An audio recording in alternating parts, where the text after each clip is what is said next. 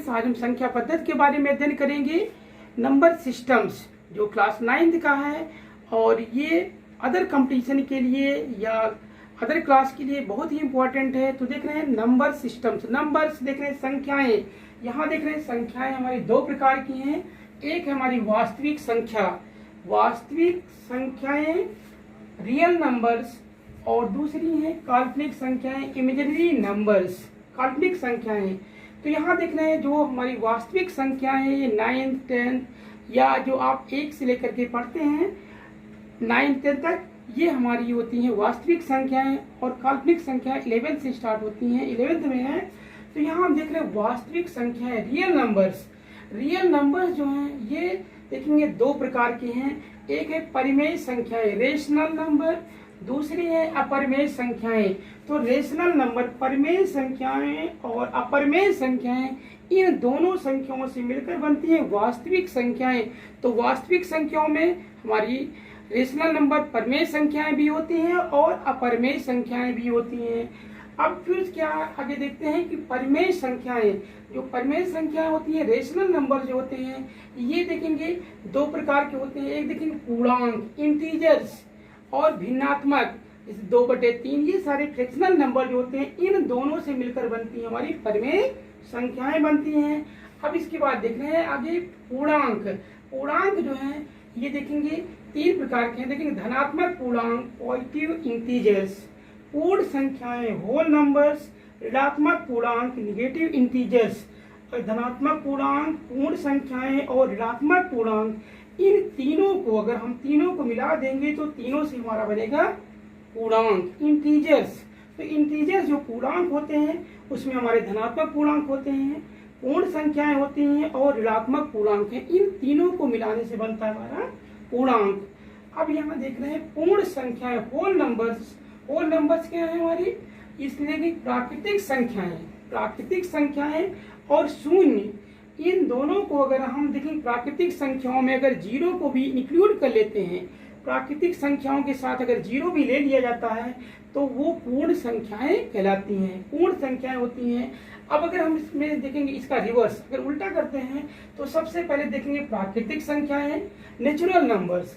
तो सभी counting numbers जिनसे हम गणना करते हैं ये हमारी प्राकृतिक संख्याएं होती हैं। अगर उसमें हम शून्य को भी इंक्लूड कर लेंगे, शून्य भी ले लिया जाएगा, तो ये देखेंगे शून्य और प्राकृतिक संख्याओं इनको भी ले लेंगे तो वो हमारी कहलाएंगे पूर्ण संख्याएं। पूर्ण संख्याएं देख रहे हैं, ये पूर्ण संख्या हो गई। ऋणात्मक पूर्णांक, पूर्ण संख्याएं और धनात्मक पूर्णांक, इनको तीनों को ले लेंगे तो हमारा बनेगा इंटीजर। और इंटीजर मतलब पूर्णांक। पूर्णांकों में अगर भिन्नात्मक संख्याओं को ले लेंगे और पूर्णांकों को ले लेंगे तो बन जाएगा हमारा परिमेय संख्याएं।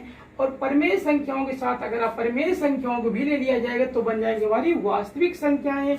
और वास्तविक संख्या और काल्पनिक संख्याओं से बन जाती है नंबर। तो इस तरह से हम देख रहे हैं, इसमें रिवर्स करते हैं तो 0 देख रहे हैं शून्य, ये शून्य जो होता है हमारी ये पूर्ण संख्या होती है और ये प्राकृतिक, शून्य जो है प्राकृतिक संख्या नहीं होती है। प्राकृतिक संख्याएं देख रहे हैं, प्राकृतिक संख्याएं नेचुरल नंबर, जिन संख्याओं से हम वस्तुओं की गणना करते हैं वह हमारी प्राकृतिक संख्याएं कहलाती हैं या नेचुरल नंबर कहलाते हैं, या उनको हम कहें गणक संख्याएं। गणक संख्या जैसे हम वस्तुओं की गणना करते हैं, बहुत मतलब कोई भी वस्तुएं हैं उनकी गणना हम करेंगे 1 2 3 4, जैसे आपके घर में मेंबर्स हैं, जो सदस्य होते हैं उनकी गणना करेंगे 1 2 3 4 5 6, या जो भी है, जो भी गणनाएं हम करते हैं तो वही संख्याएं हमारी कहलाती हैं गणक संख्याएं, या उनको हम प्राकृतिक संख्याएं कहते हैं। तो यहाँ देख रहे हैं प्राकृतिक संख्याएं नेचुरल नंबर्स, जिन संख्याओं से वस्तुओं की गणना की जाती है वह गणक संख्याएं कहलाती हैं। जैसे n, इसको हम n से डिनोट करते हैं, n मतलब होता है नेचुरल नंबर। और ये जो होता है हमारा एक सेट होता है, समुच्चय होता है, तो इसको हम कर्ली ब्रैकेट में लिखते हैं 1 2 3 4 5 6 7, इस तरह से संख्याएं बढ़ती जाती हैं। तो ये हमारी प्राकृतिक संख्याएं हैं। सबसे छोटी प्राकृतिक संख्या 1 है। 1 जो है सबसे छोटी प्राकृतिक संख्या है, 1 से छोटी प्राकृतिक संख्या नहीं है। तो सबसे छोटी प्राकृतिक संख्या 1 है। प्राकृतिक संख्याएं अपरिमित होती हैं, अपरिमित माने नहीं परिमित, जिनकी कोई सीमा नहीं है, ये बढ़ती हुई जाती हैं, अपरिमित होती, असंख्य होती हैं। तो मतलब प्राकृतिक संख्याएं अपरिमित होती हैं। प्राकृतिक संख्याओं के संग्रह में कोई भी सबसे बड़ी संख्या नहीं है, कोई भी सबसे बड़ी संख्या नहीं है, क्योंकि हम कहेंगे सबसे बड़ी संख्या तो उसमें क्या होगा, उससे भी बड़ी संख्या का अस्तित्व है, उससे भी बड़ी संख्या का अस्तित्व है। तो प्राकृतिक संख्याओं में कोई भी बड़ी से बड़ी संख्या नहीं है। जैसे हम कहेंगे, हमने कहा 1000, अगर हमने कहा 1000 बड़ी संख्या है तो 1000 में हम अगर हम एक जोड़ देंगे तो ये हो जाएगा 1001, उससे भी बड़ी संख्या है। किसी ने कहा 1 लाख, 1 लाख कह रहे हैं, 1 लाख हो गया, अगर हम 1 लाख से उसमें भी एक जोड़ देंगे तो 1 लाख 1 हो जाएगा, 10 लाख, 20 लाख, करोड़, अरबों, इस तरह से मतलब बहुत संख्याएं हो सकती हैं। तो किसी भी इसमें देख रहे हैं बड़ी से बड़ी संख्या का अस्तित्व है। तो ये देख रहे हैं कि ये प्राकृतिक संख्याओं में कोई भी बड़ी से बड़ी संख्या, ये नहीं कह सकती सबसे बड़ी से बड़ी संख्या यही है, क्योंकि उससे भी बड़ी संख्या हो सकती है। हाँ, सबसे छोटी संख्या 1 होती है, सबसे छोटी संख्या 1 है, और बड़ी से बड़ी संख्या उसका अस्तित्व है। और कौन होगी, क्योंकि 1 से 1 बढ़ती जाती हैं संख्याएं। पूर्ण संख्याएं, पूर्ण संख्याएं देखेंगे जब प्राकृतिक संख्याओं में 0 को भी सम्मिलित कर लिया जाए, मतलब प्राकृतिक संख्याओं का जो समूह है उसमें अगर 0 को भी सम्मिलित कर लिया जाएगा तो सभी संख्याएं पूर्ण संख्याएं कहलाती हैं। तो यहाँ देख रहे हैं, जब प्राकृतिक संख्याओं में 0 को भी सम्मिलित कर लिया जाता है तो पूर्ण संख्याएं कहलाती हैं। तो पूर्ण संख्याएं, होल नंबर्स, ये 0 से स्टार्ट होते हैं, 0, 1, 2, 3, 4, इस तरह से 0 से स्टार्ट होते हैं। और हमारी प्राकृतिक संख्या 1 से स्टार्ट होती थी। सबसे छोटी पूर्ण संख्या 0 है, सबसे छोटी पूर्ण संख्या 0 होती है।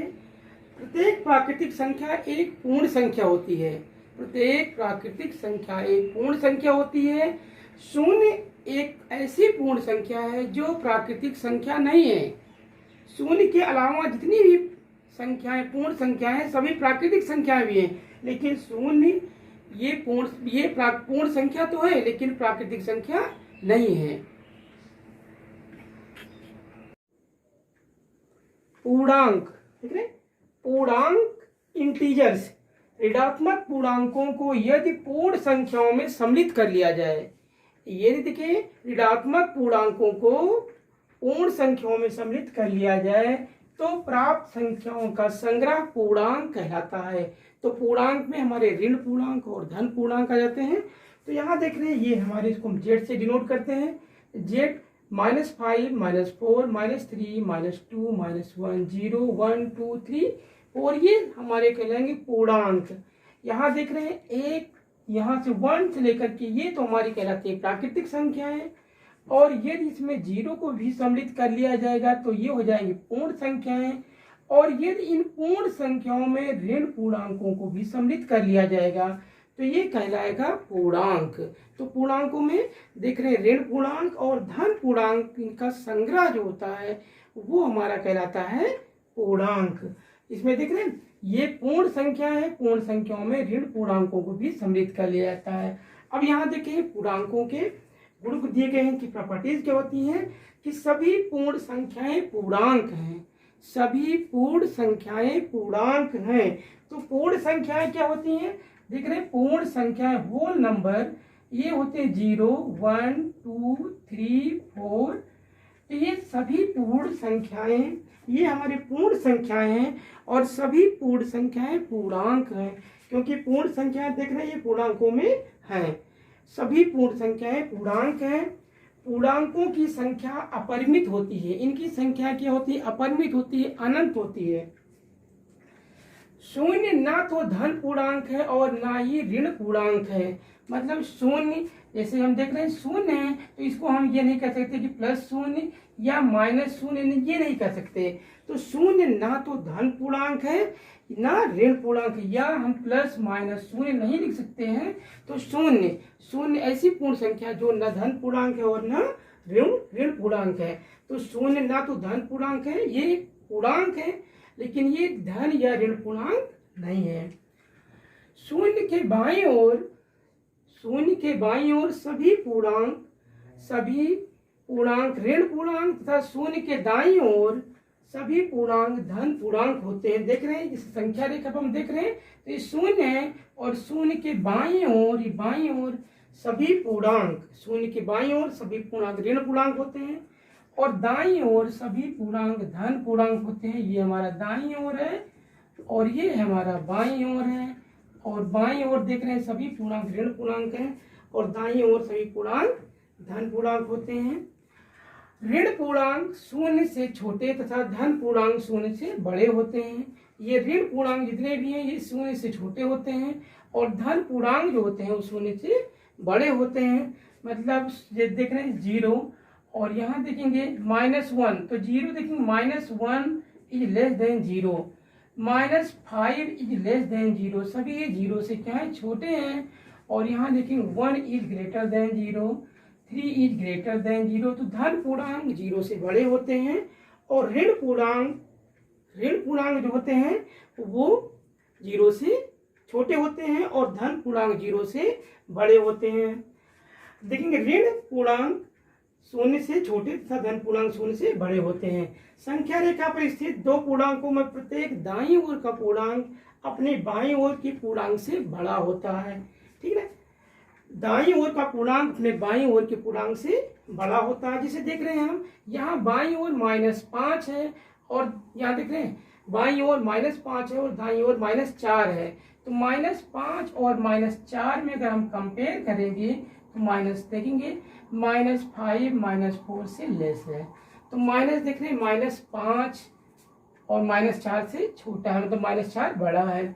इस तरह यहाँ देखेंगे जिससे हम देख रहे हैं बाईं ओर का देखेंगे -3 -2 की बाईं ओर है तो यहाँ देखेंगे -3 -2 से छोटी है। तो यहाँ ये देख रहे हैं कि प्रत्येक बाईं ओर की संख्या अपने दाईं ओर की संख्या से छोटी होती है। तो ये थे पूर्णांक के कुछ गुण थे। परिमेय संख्याएं, ठीक है, जिन संख्याओं को P/Q के रूप में लिखा जा सकता है वे परिमेय संख्याएं कहलाती हैं। जहां P और Q पूर्णांक हैं और Q can not equal to 0, मतलब उसका हर 0 नहीं हो सकता। तो यहाँ देख रहे हैं कि जिन संख्याओं को P/Q के रूप में लिखा जा सकता है, P और Q पूर्णांक है, Q can not equal to 0, मतलब हर उसका 0 नहीं हो सकता, वह परिमेय संख्या है। देख रहे हैं 3/5, 3 हमारा पूर्णांक है और 5 पूर्णांक है और ये 3/5 एक परिमेय संख्या है। 5/7, 5 पूर्णांक है, 7 पूर्णांक है और ये 5/7 एक परिमेय संख्या है। -2/3 परिमेय संख्या है। 0/1 देख रहे हैं 0 भी एक परिमेय संख्या है। 5, 7, -6 देख रहे हैं ये हमारे पूर्णांक हैं और ये परिमेय संख्याएं भी हैं क्योंकि हम P/Q के रूप में लिख सकते हैं। 5/1 हमने कर दिया और यहाँ देख रहे P/Q के रूप में लिख दिया गया और 1 तो 0 है नहीं हमारा, इसलिए ये परिमेय संख्या है। 7/1 परिमेय संख्या है, ये भी एक परिमेय संख्या है। तो इस तरह से हमने देखा कि जिन संख्याओं को भिन्न के रूप में लिखा जा सकता है वह हमारी परिमेय संख्याएं हैं। अब आगे देख रहे हैं इसकी प्रॉपर्टीज हैं कि सभी पूर्णांक परिमेय संख्याएं होती हैं। जितने भी पूर्णांक हैं वह हमारी परिमेय संख्याएं होती हैं। जैसे देख रहे हैं -5 एक पूर्णांक है और ये परिमेय संख्या है क्योंकि हमने बटे में 1 लिख दिया तो P/Q के रूप में हो गए। -7/1 कर दिया, -3/1, 0/1, 1/1, 2/1, 3/1 बटे में 1 कर दिया, तो सभी पूर्णांक परिमेय संख्याएं होती हैं। देखेंगे परंतु सभी परिमेय संख्याएं पूर्णांक नहीं होती हैं। सभी पूर्णांक परिमेय संख्याएं होती हैं परंतु सभी परिमेय संख्याएं पूर्णांक नहीं होती हैं। जैसे देख रहे हैं 3/5 ये हमारी एक परिमेय संख्या है। 6/3 देख रहे हैं ये एक परिमेय संख्या है और पूर्णांक भी है क्योंकि इसको हम काट देंगे तो 2 आ जाएगा। तो 6/3 परिमेय और पूर्णांक दोनों हैं। 10/2 देख रहे हैं ये परिमेय और पूर्णांक दोनों हैं, परिमेय संख्या भी है और पूर्णांक भी है। 5/7 परिमेय संख्या तो है लेकिन पूर्णांक नहीं है। तो सभी परिमेय संख्याएं पूर्णांक नहीं होती हैं जबकि सभी पूर्णांक परिमेय संख्याएं होती हैं। दो परिमेय संख्याओं के बीच अनंत परिमेय संख्याएं होती हैं। कोई भी देख रहे हैं 2/5 और 3/5 देख रहे हैं, ये हमारी दो परमेय संख्याएं हैं। इनके बीच में हम अनंत परमेय संख्याएं लिख सकते हैं। तो ये होता है कोई भी दो परमेय संख्याएं होंगी उनके बीच में असंख्य, इसको हम कितने भागों में बांट सकते हैं। तो इस तरह हम देख रहे थे, ये परमेय संख्या कुछ प्रॉपर्टी थे।